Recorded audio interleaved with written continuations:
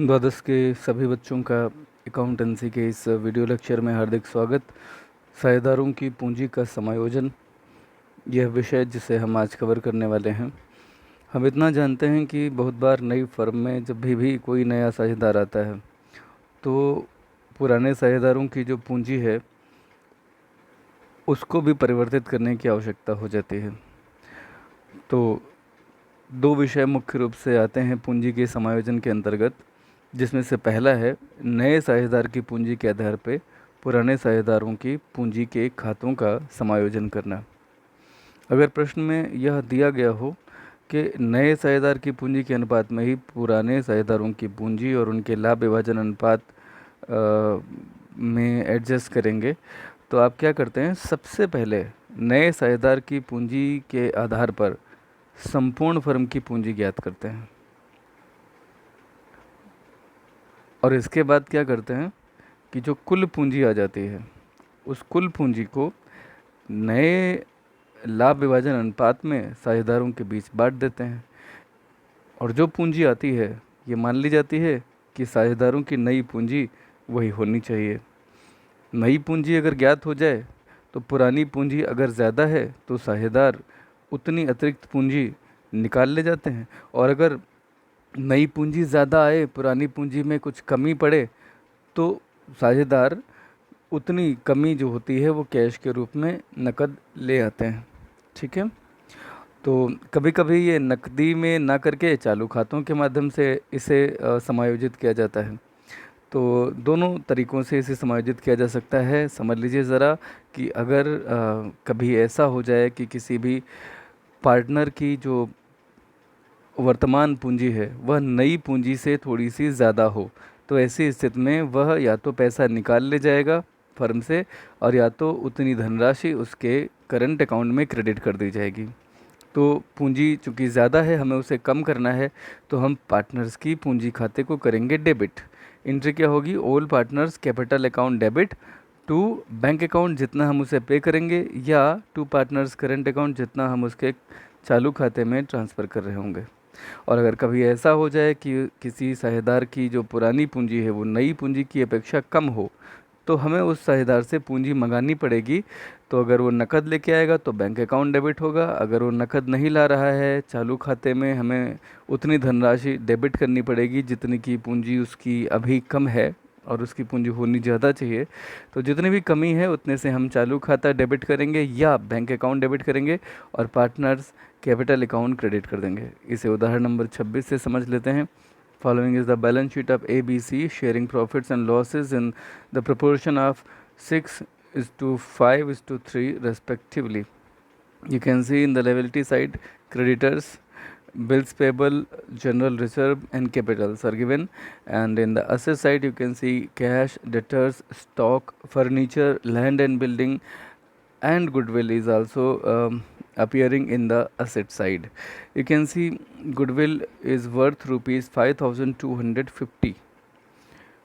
ये old goodwill है, it is suppose to be written off. Okay, जब भी कोई ओल्ड गुडविल नज़र आ जाती है हमें असेट साइड में, तो उसे हमें राइट ऑफ करना होता है, और उसके लिए हम पार्टनर्स के ओल्ड पार्टनर्स के कैपिटल अकाउंट ओल्ड रेशियो में डेबिट करके गुडविल अकाउंट को क्रेडिट कर देते हैं, और इस तरह से गुडविल राइट ऑफ हो जाती है। इसके साथ हम वो ट्रीटमेंट करने वाले हैं, करेंगे। इसके बाद में हम नीचे आते हैं, जो एडजस्टमेंट दी गई हैं उन्हें जल्दी से देखते हैं। कहा गया है कि 1/8 भाग के लिए डी साझेदारी में आते हैं, साझेदार बनने के लिए इच्छुक होते हैं। फर्नीचर का उस समय मूल्यांकन किया गया कि 920 से घटाया जाएगा, तो ये कहाँ जाएगा, रिवैल्यूएशन के डेबिट साइड में। एक ग्राहक ने जिसका खाता डूबट ऋणों में डाल दिया गया था, अपने संपूर्ण ऋण के भुगतान स्वरूप 2000 देने का वचन दिया, तो ये अपने आप में एक डेटर्स में बढ़ोतरी जैसा माना जाता है। तो इसे हम क्या लिखेंगे, बैड डेट रिकवर्ड, और ये लिखा जाएगा रिवैल्यूएशन अकाउंट के क्रेडिट साइड में। अदत्त मरम्मत के बिलों का भुगतान करने के लिए 1320 का आयोजन किया गया, ये रिवैल्यूएशन अकाउंट के डेबिट साइड में दिखाया जाएगा। एक तरह का प्रोविज़न है, तो क्या लिखेंगे, provision for outstanding bills, outstanding repair bills, right. Then 4th point, भूमि तथा भवन का मूल्य बढ़ जाने के कारण उसे 54,910 तक ले जाया गया। यहाँ तक महत्वपूर्ण है। अगर आप भूमि और भवन देखें पहले कितने की है, तो ये 45,150 का आपको नज़र आ रहा है भूमि और भवन, और इसे बढ़ा करके 54,910 तक ले जाया गया है। तो ये 54,910 और 45,150 का जो डिफरेंस होगा, उतने से बढ़ोतरी हुई है। और उतना जो डिफरेंस होगा, वो डिफरेंस जो होगा वो रिवैल्यूएशन अकाउंट के क्रेडिट साइड में दिखाया जाएगा। ठीक। पाँचवा पॉइंट डी, 14,700 रुपये अपनी पूंजी के रूप में लाते हैं। आप ये तो जान ही चुके हैं कि डी 1/8 भाग के लिए आ रहे हैं, इतनी पूंजी ला रहे हैं। तो आपको इसी के आधार पे फर्म की पूरी पूंजी अगर निकालनी हो, फर्म की कुल पूंजी निकालने के लिए आपको क्या करना पड़ेगा, 1/8 के लिए है ये 14,700, तो एक हिस्से के लिए कितना होगा, 14,700 गुणे 8/1, यानी कि इसका 8 गुना। तो आप इसको 8 से मल्टीप्लाई करेंगे तो फर्म की पूरी पूंजी निकल आएगी, उसे हम अभी जानेंगे। छठा पॉइंट है डी, रुपये 14,070 अपने हिस्से की ख्याति के लाएंगे। तो लाएंगे अगर तो कोई कन्फ्यूजन ही नहीं है। Premium for goodwill account credit करते हुए और पूंजी भी है, तो कैपिटल भी 14,700 क्रेडिट करते हुए टोटल इनका हम बैंक अकाउंट डेबिट कर लेंगे। तो खैर ये तो हो गया। सातवां पॉइंट थोड़ा सा नया है जो अभी तक आपने नहीं पढ़ा। वो ये कहता है कि समायोजन करने के बाद डी की पूंजी के अनुपात में पुराने साझेदारों की पूंजी को उनके लाभ हानि विभाजन अनुपात में समायोजित कर लीजिए। अर्थात साझेदारों को जैसी भी दशा हो, नकद या तो भुगतान कर दीजिए। ये तब करना होगा जब उनकी पूंजी ज़्यादा हो, अभी जितनी होनी चाहिए उससे, और या तो उनसे नकद धनराशि मंगा ली जाए। अगर उनकी पूंजी में कोई कमी आती है तो उनसे मांग लिया जाएगा। तो देखिए, सातवां एडजस्टमेंट अगर आप भूल जाएं तो आप क्या करेंगे, 1 से लेकर के 6 ये सारी एडजस्टमेंट वैसे ही करेंगे जैसे हमने पिछले क्वेश्चंस में किया है, उसमें कहीं कोई गड़बड़ नहीं है। ऐसा करते हुए हम एक बार इनका पूंजी खाता बना लेंगे, उनके बैलेंसेस निकाल लेंगे, उससे वो एडजस्टेड कैपिटल्स उनकी आ जाएंगी। वो जितनी भी हैं वही आपकी ओल्ड कैपिटल कही जाएंगी, old capital after adjustment. And then उनकी जो पूंजी समायोजन की जाएंगी, वो हम कुल पूंजी के आधार पे, जो कुल पूंजी आएगी उसको हम नए प्रॉफिट शेयरिंग रेशियो में बांटेंगे और तब निकालेंगे। कैसे करेंगे, पहले हम ये काम इन एडजस्टमेंट का कर लेते हैं। तो सबसे पहले अगर हम सवाल पे ध्यान दें तो हमें सवाल में जनरल रिजर्व नज़र आ रहा है, सबसे पहले इसे ही बांट देंगे 10,500 का। तो आप देख सकते हैं कि क्या किया गया है। सबसे पहले एंट्री की गई है general reserve account debit to A B and C's capital account. इनके प्रॉफिट शेयरिंग रेशियो में ओल्ड रेशियो में बांट दिया गया है इसे। ये 4:3:2 अनुपात है इनका। फिर रिवैल्यूएशन किया गया है जिसमें फर्नीचर और प्रोविज़न फॉर रिपेयर्स पेड, ये प्रोविज़न जो है ये बढ़ाया गया है और फर्नीचर में कमी हुई है। डेटर्स जो हैं वो बढ़ गए हैं चूंकि, तो इसीलिए डेटर्स डेबिट टू रिवैल्यूएशन कर लिया गया है। मैंने इसको बैड डेट रिकवर्ड भी बोला था, आप इसे डेटर्स भी लिख सकते हैं, नो इशू। आप चाहें तो यहाँ बैड डेट रिकवर्ड ये एंट्री भी कर सकते हैं। ओके, डेटर्स कर लिया, इट्स ओके, इट्स फाइन। तो ये भी सही है, गलत नहीं है। रिवैल्यूएशन अकाउंट में क्रेडिट कर दिया गया ये 2,000। लैंड एंड बिल्डिंग में बढ़ोतरी हो रही है इसलिए इसे भी डेबिट करके रिवैल्यूएशन अकाउंट को क्रेडिट किया गया है। आफ्टर दैट जो रिवैल्यूएशन पे होने वाला प्रॉफिट है वो हो गया है 9,520। ये जब आप रिवैल्यूएशन अकाउंट बनाएंगे आपको पता चल जाएगा। आप इसे ए बी सी में बांट देते हैं उनके ओल्ड रेशियो में। जो गुडविल आपको अपीयरिंग नज़र आ रही थी एसेट साइड में, उसे राइट ऑफ करने का ये एंट्री होती है। ओल्ड पार्टनर्स को ओल्ड रेशियो में डेबिट कर देते हैं और गुडविल अकाउंट को क्रेडिट करके ख़त्म करते हैं। ये 5,250 4-3-2 के अनुपात में बांटी गई है, 4-3-2। ओके, फिर इसके बाद में कैश में ला रहा है डी अपनी पूंजी, जितनी ला रहा था 14,700 वो लिख ली गई है। जो प्रीमियम की ला रहा है वो भी लिख ली गई है। प्रीमियम को ए बी सी में बांट दिया गया है। किस अनुपात में बांटेंगे, यहाँ पे पॉइंट ध्यान में रखिएगा, ये बांटा जाएगा सेक्रीफाइसिंग रेशियो में, सेक्रीफाइसिंग रेशियो में। ओके, 14,070। फिर उसके बाद में बात आती है कि ए और बी कितना लाएंगे कितना ले जाएंगे। तो ये जो दो एंट्रीज़ हैं, एंट्री के तौर पर मैं आपको बता दूं कि अगर कोई भी पार्टनर की पूंजी ज़्यादा नज़र आती है तो वो पैसा निकाल ले जाएगा, विड्रा कर लेगा, और विड्रा करते समय उसके पूंजी खाते डेबिट होंगे और कैश अकाउंट होगा क्रेडिट। ठीक है, कैश निकाल के ले जा रहे हैं तो कैश अकाउंट क्रेडिट होगा। अगर बैंक से वो पेमेंट लेते हैं तो यहाँ बैंक अकाउंट भी क्रेडिट कर सकते हैं, it doesn't any matter. So capital account debit to cash account when the cash is being withdrawn by the old partners because their actual capital is more than the adjusted capital, right? Then if any partner is supposed to bring in some short capital, so the entry would be cash account debit to C's capital account. और ये सी के साथ हुआ है. ये amount कैसे आई हैं, इसके लिए आप जब अभी पूंजी खाता बनाएंगे पार्टनर्स का तो आप जान जाएंगे. रिवोल्यूशन अकाउंट तो आप जनरल एंट्री के आधार पर मेरे ख्याल से बना लेंगे. फर्नीचर प्रोविज़न, इधर 2 आइटम थे, इधर डेटर्स और लैंड बिल्डिंग थे, और फाइनली आपने देखा कि 11,760 और ये 9,520 का प्रॉफिट आया, जो कि साझेदारों में ओल्ड रेशियो में 4:3:2 में बांटा गया है. कैपिटल अकाउंट की अगर हम बात करें तो इसमें सबसे पहले आपने बैलेंसेस उतार लिए हैं बाई बैलेंस BD, और ये जो यहाँ पे यहीं से लिखा गया है, ये दरअसल नीचे से लिखा जाना है, वो गलती से ऊपर चला गया है, एंटर नहीं कर पाए, तो ये it's a printing mistake. By balance BD केवल इतना होगा ABC में. देन नीचे से लिखा जाएगा बाई जनरल रिजर्व, और उसकी अमाउंट सही लिखी हैं, ये अमाउंट आ जाएंगी वही जो आपने अभी जनरल एंट्री की थी. रिवोल्यूशन पे होने वाला प्रॉफिट यहाँ बांट दिया गया है. कैश जो डी लेके आए हैं, और प्रीमियम फॉर गुडविल जो आए डी लेकर के आए थे 14,070, उसको इनके सेक्रीफाइसिंग रेशियो में बांटने की जो एंट्री आपने भी की है, ये उसकी पोस्टिंग है. गुडविल को राइट अप करने की पोस्टिंग हो गई, और फाइनली ऐसा करने के बाद आपने इधर के टोटल कर लिए और यही टोटल इधर उतारे, तो फाइनली इनकी जो एक्चुअल कैपिटल है वो इतनी आ रही है. ठीक. अब दूसरी बात, ये एक हिस्सा है जिसमें आपने वो एडजस्टमेंट कर ली जो 1 से 6 तक थी. नॉर्मली आपका ये कैपिटल अकाउंट यहीं पे बन जाता है. यहाँ पे कैपिटल अकाउंट लिखा है, ऊपर हेडिंग आप डालेंगे पार्टनर्स कैपिटल अकाउंट, और ध्यान रखिएगा पार्टनर्स में S के बाद अपोस्ट्रोफी लगता है, यहाँ पे R के बाद नहीं. अगर एक पार्टनर होता है तो आप लिखते हैं पार्टनर, और R के बाद यहाँ पे कॉमा अपोस्ट्रोफी S लगेगा, यानी कि R के बाद अपोस्ट्रोफी साइन लगेगा और फिर S लिखा जाएगा. और अगर एक से ज़्यादा पार्टनर होते हैं तो S के बाद अपोस्ट्रोफी लगना चाहिए.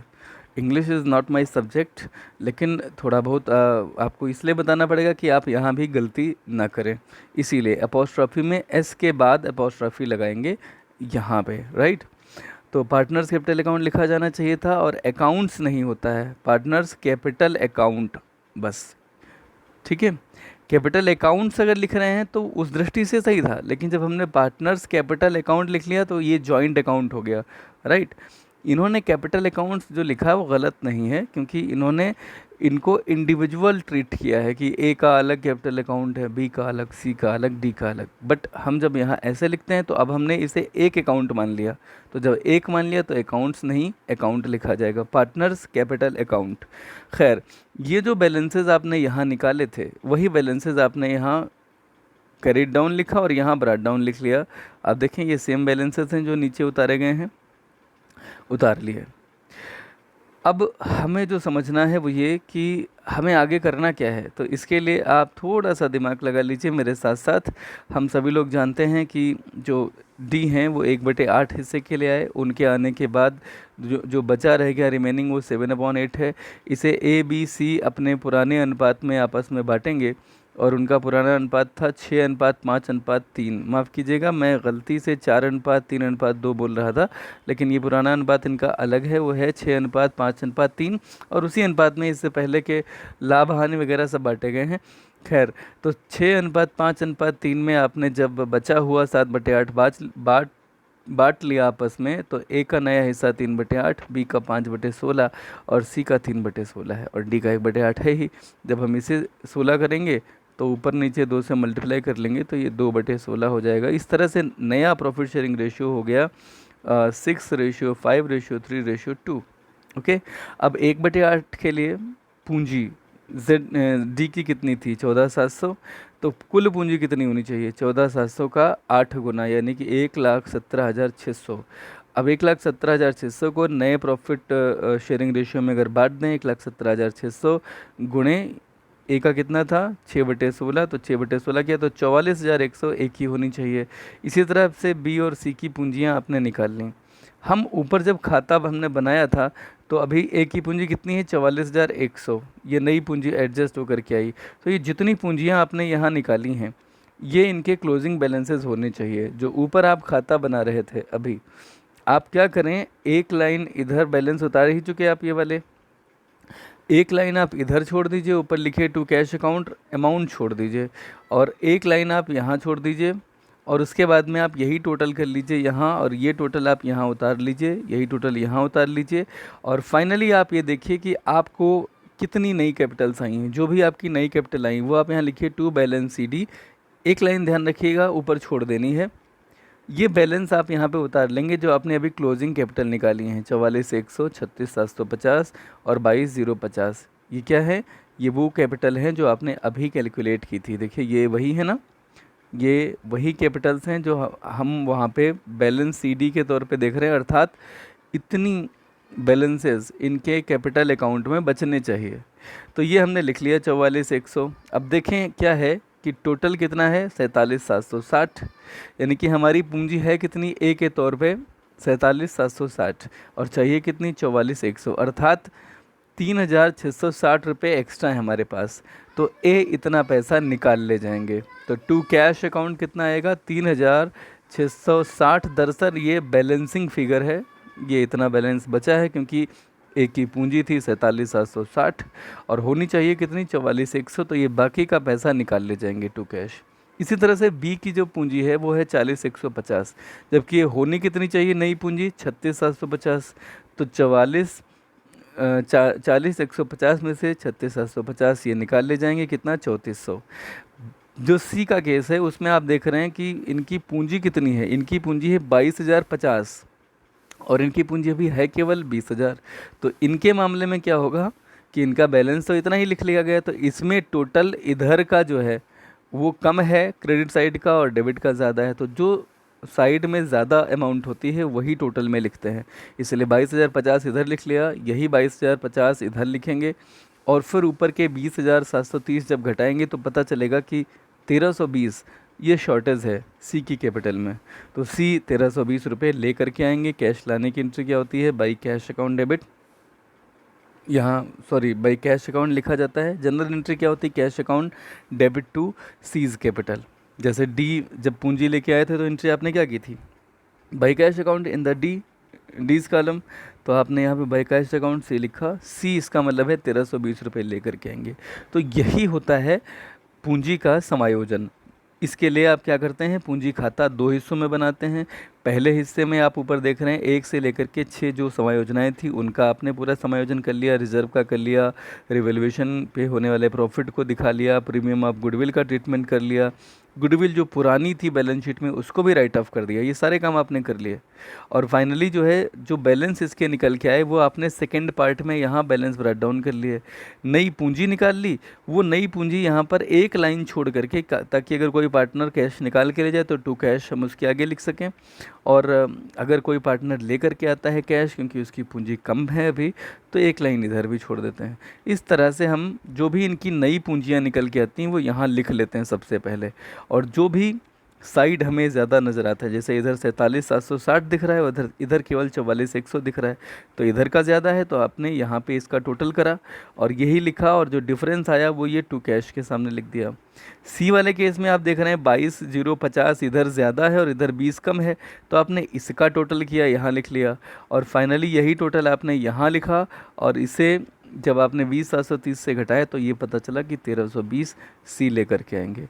तो ये एक एडजस्टमेंट थी जो आपको समझनी थी। इसके बाद में बैलेंस शीट बनाना बहुत आसान है। बैलेंस शीट बनाते समय आप कैश कितना आएगा इसके लिए आप ध्यान ये रखते हैं कि कैश पहले ओपनिंग बैलेंस कैश का कितना था, फिर जो कैश जो ब्रॉट इन हुआ है, जो लाया गया है, ब्रॉट इन का मतलब है जो कैश लाया गया है, और अगर कोई कैश विड्रा कर लिया गया, इसमें विड्रा कुछ हुआ नहीं है, तो ये 24,920 कैसे आएगा अगर आपको देखना हो तो 24,920 की कैलकुलेशन आप इस तरह से अपने वर्किंग नोट में दिखाएंगे भी, समझ लीजिए।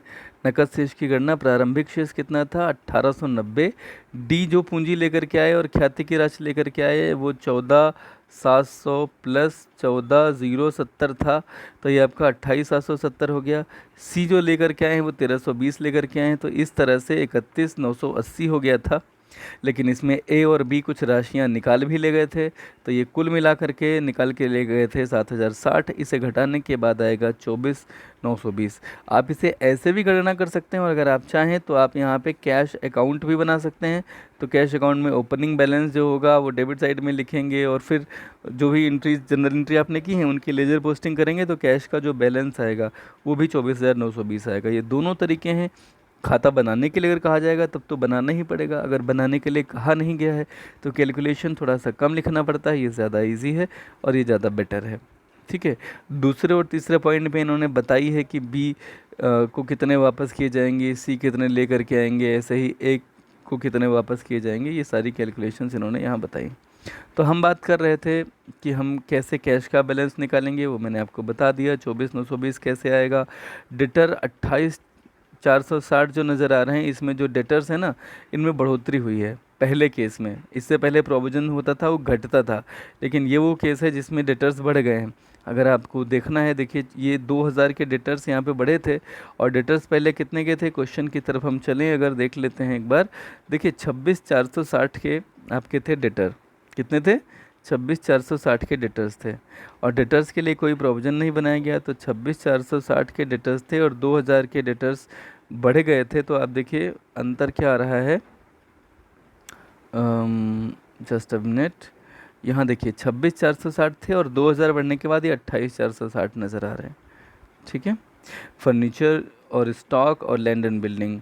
फर्नीचर और स्टॉक में कमियां कुछ हुई हैं, जो कमियां हुई हैं वो घटा करके यहाँ लिख दी गई हैं। लैंड एंड बिल्डिंग में बढ़ोतरी हुई है वो यहाँ लिख दी गई है। क्रेडिटर्स जितने थे उतने हैं, बिल्स पेबल जितने थे उतने हैं। प्रोविजन फॉर रिपेयर्स नया बनाया गया है, ये यहाँ लिखना पड़ेगा। और कैपिटल जो भी एडजस्टेड आपने अभी निकाली हैं, जो सबसे आखिर में बैलेंसेस आपने लिखे सेकेंड पार्ट में, सीधे सीधे वो बैलेंसेस बैलेंस शीट जो लिखा था वो यहाँ पे उतार देंगे। और इस तरह से आपका ये प्रश्न पूरा हो जाता है। काफ़ी महत्वपूर्ण सवाल है, ऐसे सवाल बिल्कुल आते हैं, इसमें कहीं कोई शक नहीं है। उदाहरण नंबर 27 है। ए बी जो 3:4 या 1:4 में आपस में लाभ हानि बांटते हैं, इनका चिट्ठा दिया गया है। क्रेडिटर्स के अलावा जनरल रिजर्व यहाँ आपको नज़र आ रहे हैं। ये पार्टनर्स के कैपिटल खाते में इनके पुराने लाभ अनुपात में बांट देते हैं। कैश एट बैंक है, bills receivable, letters, stock, office furniture, land and building, सब नॉर्मल एसेट्स हैं। कुछ एडजस्टमेंट जिन्हें हम देखें, 1 जनवरी 2015 को सी जो है कुछ शर्तों पे आया साझेदार के रूप में। सी भविष्य में 1/5 हिस्से के लिए 14,000 पूंजी देगा। फर्म की ख्याति का मूल्यांकन किया गया है 20,000 का। ये कहा नहीं गया है कि ख्याति का भुगतान नया साझेदार कैसे करेगा। तो यहाँ पे जब ऐसे सवाल होते हैं तो आप स्वतंत्र होते हैं, आप जैसे करना चाहें वैसे ख्याति का हिसाब किताब कर सकते हैं। ख्याति का हिसाब किताब करने की कौन कौन सी विधियां हो सकती हैं? ऐसे में जो प्रमुख विधि है वो होती है, जो नया साझेदार होता है उसका चालू खाता डेबिट कर दिया जाए और सेक्रीफाइसिंग पार्टनर्स के पूंजी खाते क्रेडिट कर दिए जाएं। किस रकम से? जो कुल ख्याति आई है उसमें जो नया साझेदार है उसका हिस्सा निकाल लिया जाए। 20,000 का 1/5 4,000, और 4,000 से ये एंट्री कर ली जाए। ये सबसे आसान होता है क्योंकि इसमें एक एंट्री करनी पड़ती है केवल। दूसरा तरीका होता है कि ख्याति खाता खोला जाए। तो अगर ऐसी कोई सूचना हमें नहीं मिलती है तो बेहतर होता है कि हम ये जो करंट अकाउंट से एंट्री है वो हम कर लेते हैं। ये एग्जाम्पल नंबर 25 में ऐसे ही करके दिखाया गया था, आप वहाँ से देख सकते हैं, वैसे ही करना होगा। खैर, सी है, स्टॉक व फर्नीचर को 10% घटाया जाए, देनदारों पर 5% की दर से संदिग्ध ऋण के लिए आयोजन बनाया जाए, भूमि तथा भवन का मूल्य बढ़ाया जाए।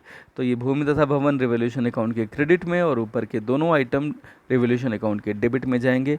नए साझेदार की पूंजी के अनुपात में पुराने साझेदारों की पूंजी उनके लाभ विभाजन अनुपात में समायोजित की जाए। तो ये जैसे ऊपर आपने 2 पार्ट में पूंजी खाता बनाया था वैसे ही बनाएंगे। बस एक बात और है कि किसी भी आधिक्य यानी कि किसी भी साझेदार की अगर समायोजित पूंजी ज़्यादा निकले नई पूंजी की अपेक्षा, या अगर कम निकले तो कमी को चालू खातों में हस्तांतरित करेंगे। यानी कि पहले जो आपने जो पूंजी की कमी हुई थी, इधर आपने टू कैश लिखा था अधिक पूंजी के लिए और निकाल ले गए थे साझेदार, अब यहाँ पे क्या लिखेंगे? टू, जैसे ए है तो टू एज करंट अकाउंट लिखा जाएगा। बस इतना अंतर होगा। मैं आपको दिखा देता हूँ सीधे सीधे। ये जो पूंजी खाता यहाँ पर बना हुआ है। आपने सबसे पहले तो जनरल रिजर्व का, रिवोल्यूशन का प्रॉफिट, और जो देखिए करंट अकाउंट से ही गुडविल का ट्रीटमेंट किया गया है। 4,000 मैंने निकाला था और उसमें सेक्रीफाइसिंग रेशियो में 3:1 में इसे बांट दिया गया है। सेक्रीफाइसिंग रेशियो आपको निकालना आता है, वैसे ही निकालेंगे। ऐसा करके इनकी जो पूंजियाँ आई थी वो आपने यहाँ उतार ली। फिर आपने जो इनकी नई पूंजी है वो 42, 14 और 14,000 निकाल लिया। कैसे निकाला, इसकी कैलकुलेशन आप पिछले उदाहरण में मुझसे समझ चुके हैं, और यहाँ पे आप वो निकाल सकते हैं। सी के आधार पे देखिए यहाँ पे पूंजी निकाली गई है कुल 70,000। सी 1/5 हिस्से के लिए 14 ला रहे थे, तो कुल फर्म की पूंजी इसका 5 गुना 70,000 होगी, जिसे ए और बी आपस में जब बांटेंगे तो नए अनुपात में बांटेंगे। नया अनुपात कैसे आएगा, ये ऊपर गणना की गई है, आपको ये समझना है।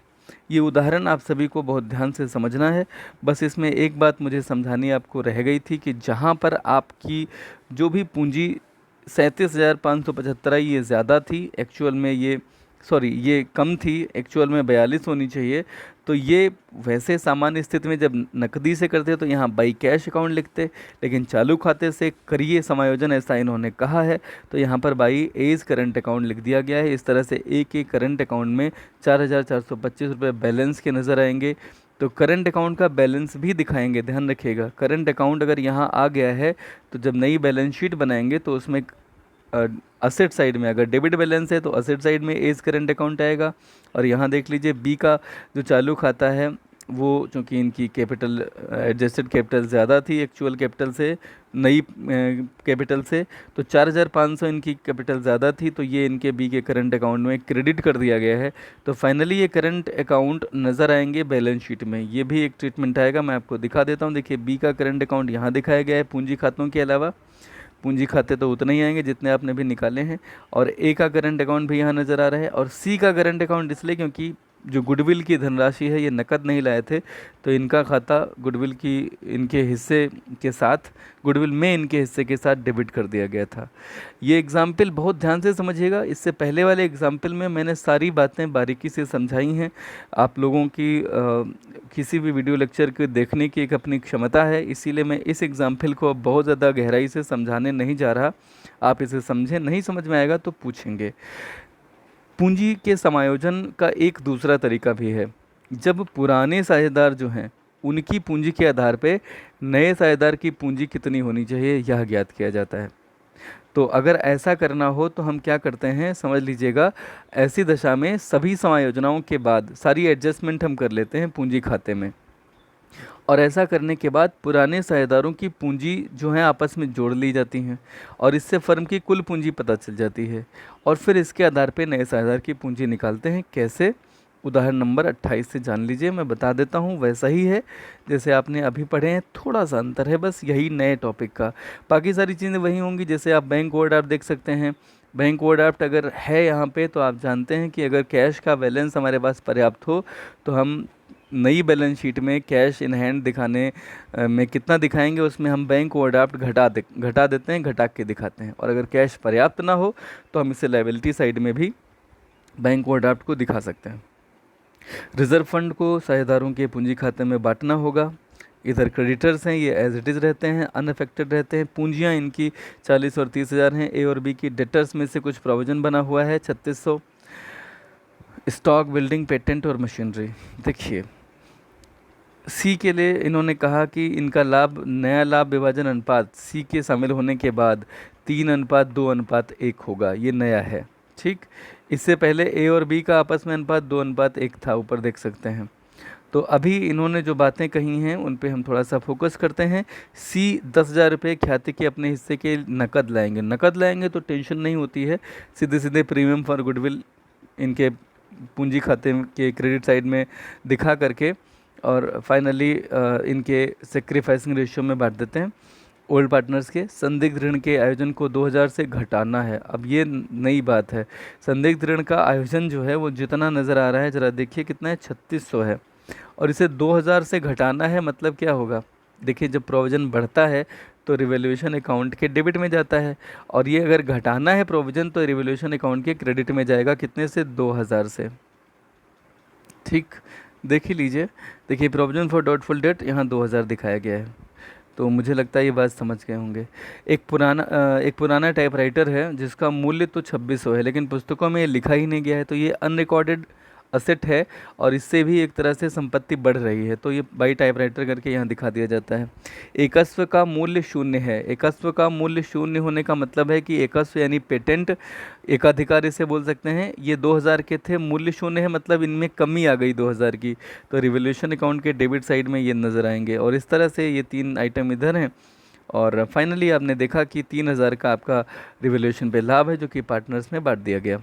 खैर, लेनदारों पर 2% छूट मिलने की संभावना है, अगर ये पॉइंट है तो बिल्कुल ये भी एक पॉइंट आएगा। 2% छूट अगर मिलने की संभावना, it's a kind of decrease in liability, तो लाइबिलिटी में डिक्रीज अगर होती है तो रिवोल्यूशन के क्रेडिट में आता है।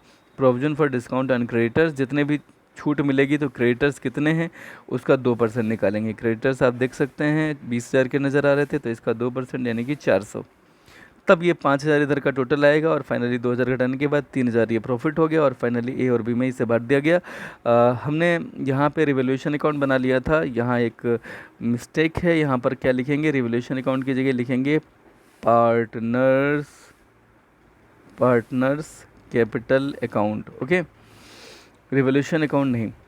बैलेंसेज उतारे 40-30, रिजर्व फंड बांट दिया, रिवोल्यूशन बांट दिया, प्रीमियम जो गुडविल के लेकर के आए थे सेक्रीफाइसिंग रेशियो में बांटेंगे। अब सेक्रीफाइसिंग अगर केवल ए का ही हो रहा है तो केवल ए को ही उसका पूरा हिस्सा मिलेगा, इसमें कोई शक नहीं होना चाहिए। एडजस्टेड कैपिटल 60 और 35 आपने यहाँ उतार ली। अब हम क्या करेंगे, इसे हमें समझना है बस। कहा यह गया है कि पुराने साझेदारों की पूंजी के आधार पर नया साझेदार कितना लाएगा ये तय करेंगे। इसलिए आप देखिए कि पुराने जो इससे पहले क्वेश्चन हमने किए हैं, जो नया साझेदार होता था सी, उसका कैपिटल वो कितने लाया वो ऊपर वाले अपर पार्ट में ही कर लिया जाता था बाई बैंक अकाउंट, लेकिन इसमें तो सी का कुछ नहीं किया गया, वो यहाँ बाद में किया गया 19,000 बाई बैंक अकाउंट। सवाल ये है कि ये कैसे किया गया है, तो ये बस सुन लीजिए। इनकी एडजस्टेड कैपिटल हमारे दिमाग में आ रही है कितनी है, 60 और 35। तो ज़रा सा कैलकुलेशन को ध्यान से समझिए और अगर आप इसे समझेंगे तो डेफिनेटली आप इसे कर सकेंगे। इस प्रश्न में अगर आप देखिए आपके सामने ये दिया गया है लायबिलिटीज़ और असेट, तो अब आपने इसमें क्या करा है कि आपने इसमें ओपनिंग बैलेंस शीट बनाई है।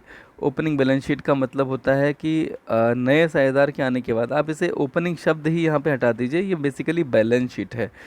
ठीक है, ओपनिंग इसलिए लिखा गया कि जब कोई नया साझेदार आता है तो नई फर्म बन जाती है, और अगर किसी साझेदार के प्रवेश के समय हम मान लिया 1 अप्रैल को साझेदार ने प्रवेश किया और 1 अप्रैल को अगर हम बैलेंस शीट बना रहे हैं तो ये क्लोजिंग बैलेंस शीट तो है नहीं, तो ये दरअसल ओपनिंग बैलेंस शीट ही है, इसीलिए यहाँ इन्होंने लिख दिया है। लेकिन अगर आप इसे नहीं लिखते हैं तो कोई ज़रूरत नहीं है, आप केवल बैलेंस शीट लिख दीजिए। और हाँ, एज ऑन जरूर लिखना चाहिए था, बैलेंस शीट एज ऑन जो भी डेट होगी वो लिखी जाएगी। If it is 1 April then 1 April and whatever the date is that is to be written here. Then हम बात कर रहे थे कि कैसे करेंगे पूंजी। तो देखिए यहाँ पे सबसे पहले एक कैलकुलेशन की है सेक्रीफाइसिंग रेशियो की, तो पुराना और नया करके आपने पाया था कि इसमें बी का कोई भी सेक्रीफाइस नहीं था, केवल ए ने सेक्रीफाइस किया था, तो पूरी की पूरी जो प्रीमियम की राशि थी वो ए को ही मिलनी थी, मिली। और उसके बाद में हम जानते हैं कि प्रश्न में सी की पूंजी दी नहीं गई है, वह अपने लाभ के हिस्से के अनुसार पूंजी लाएगा, उसका हिस्सा 1/6 है। तो हम ये जानते हैं कि वो उसका हिस्सा जब 1/6 है तो बाकी के जो पार्टनर हैं ए और बी, इनको कुल मिलाकर के कितना हिस्सा मिलेगा, 5/6। और हमें यहाँ पर ये देखना होगा कि 5/6 के लिए ए और बी की पूंजी है कितनी। हमने जो एडजस्टेड पूंजियाँ निकाली वो 60 और 35,000 निकाली, तो 95,000 कुल मिलाकर के कितने के लिए, 5/6 के लिए। इसे आप एक एक नियम से करते हैं। 5/6 भाग के लिए पूंजी कितनी है, 95,000, तो एक भाग के लिए कितनी होगी, 95,000 का, जाहिर सी बात है ये जब नीचे जाएगा तो यहाँ पे ये 5 नीचे रहेगा और 6 ऊपर चला जाएगा, मल्टीप्लाई हो जाएगा, तो 95,000 गुणे 6/5 आएगा। ये इस तरह से 5/6 हिस्से के लिए जो पूंजी थी 95,000, तो एक हिस्से के लिए 1,14,000 हो गई, तो ये कुल हो गई नई फर्म की पूंजी। और इसमें से 1/6 निकालेंगे जब, तो नए पार्टनर सी का पूंजी में जो हिस्सा होगा यानी कि जो उसकी नई पूंजी होगी वो 19,000 होगी। समझ गए ना, तो ये 19,000 सी लेकर के आएंगे, सॉरी, इसीलिए यहाँ पर बाई बैंक अकाउंट लिख लेंगे कितना, 19,000। ओके, और इनकी 60 और 35 हज़ार थी ही, तो फाइनली बाई बैंक अकाउंट आपने लिख लिया 19,000, और इस तरह से ये आपका बैलेंस बच गया 60, 35 और 19। तो देखिए ये जो पूंजी के समायोजन के जो क्वेश्चंस हैं, इसमें आपको जो पार्टनर्स कैपिटल अकाउंट बनाना पड़ रहा है। पार्टनर्स कैपिटल अकाउंट ये है, पार्टनर्स कैपिटल अकाउंट जो आपको बनाना पड़ रहा है, ये हमेशा 2 पार्ट में बनता है। पहले पार्ट में हम पूंजी के समायोजन के अतिरिक्त सारी समायोजनाएं करके इनके बैलेंसेस निकालते हैं, और दूसरे में हम पूंजी का समायोजन करने की कोशिश करते हैं। जो बैलेंस शीट आपको बनानी है वो बैलेंस शीट अब इसलिए आप बना लेंगे, बैंक का बैलेंस आपको निकालना है तो बैंक का बैलेंस वैसे ही निकालेंगे कि ओपनिंग बैलेंस कितना था, फिर नया कितना आया और कितना गया। तो ये 14,000 मुझे लगता है कि आप निकाल लेंगे। यह कैसे आया 14,000 नहीं समझ में आया जिन बच्चों को, वो पूछेंगे। एक और उदाहरण है इसमें जैन गुप्ता का, उदाहरण नंबर 19, 4:3 इनका अनुपात था। इनकी बैलेंस शीट में आप देख सकते हैं कैश डेटर्स के अलावा प्रोविजन 300 है, स्टॉक प्लांट और बिल्डिंग नज़र आ रहा है, creditors bills payable bank overdraft के अलावा पूंजियाँ हैं। कुछ एडजस्टमेंट हैं। 1 जनवरी 2015 को 1/4 भाग के लिए जो है मिश्रा साझेदारी में आते हैं, और शर्तें हैं कि सभी संयोजनों को करने के पश्चात फर्म की कुल पूंजी का 1/4 भाग मिश्रा अपनी पूंजी के रूप में लाएंगे। तो वैसे ही जैसे पुराने प्रश्न में आपने कुल पूंजी निकाली थी पुराने साझेदारों की समायोजित पूंजी के आधार पर, वैसे ही इसमें निकालना पड़ेगा। कुछ समायोजनाएं हैं। सामान्य भवन का मूल्य 14,000 से बढ़ाया गया, प्लांट का मूल्य 7,000 से कम किया गया, देनदारों पर प्रावधान को 1,000 तक बढ़ाया जाए। अब 1,000 तक बढ़ाया जाए मतलब 1,000 नहीं लिख देना है रिवोल्यूशन अकाउंट में, पहले देखना पड़ेगा कि ये 300 है ऑलरेडी, तो 1,000 तक बढ़ाया जाए मतलब 700 से केवल बढ़ोतरी होगी। तो रिवोल्यूशन के डेबिट में कितना आएगा, रिवैल्यूएशन के डेबिट में 700 आएगा। ओके, तो आप देख सकते हैं यहाँ प्रोविजन फॉर बैड डेट 700 आ रहा है, प्लांट में जो कमी है वो 7,000 है, और बिल्डिंग में कुछ बढ़ोतरी है, और फाइनली जो प्रॉफिट हुआ 6,300 का, ये साझेदारों में ओल्ड रेशियो में बांटा गया है। पार्टनर्स कैपिटल अकाउंट कैसे करेंगे ये जानने के लिए हम पहले ये भी जान लें कि ख्याति का जो मूल्य है वो 21,000 निर्धारित किया गया है, तो सेक्रीफाइसिंग रेशियो भी निकालना पड़ेगा, नया रेशियो भी निकालना पड़ेगा। सारा काम करेंगे वैसे ही जैसे हम करते हैं। तो सारी कैलकुलेशंस आपको करनी है अपने आप, इन्होंने यहाँ इंग्लिश में दिखाई हैं। अगर आपको हिंदी में कैलकुलेशंस करनी है तो आप उदाहरण नंबर 28 से सीख सकते हैं। देखिए टोटल कैपिटल निकाली गई है, जैन गुप्ता का 3/4 हिस्सा आएगा, क्योंकि 1/4 के लिए जो आ रहे हैं तो 3/4 बचेगा। 3/4 के लिए जो जैन और गुप्ता की जो पूंजियाँ थी वो 76,600 और 64,950 आएंगी सारी एडजस्टमेंट के बाद। तो 1,41,550 3/4 के लिए है। तो कुल कैपिटल फर्म पूरे एक हिस्सा आएगा कितना, 1,88,733, जिसके आधार पे मिश्रा की कैपिटल 1/4 के लिए निकाल लेंगे 47,183। बाकी के सारे सेक्रीफाइसिंग रेशियो वगैरह वैसे ही निकाला गया जैसे निकालते हैं।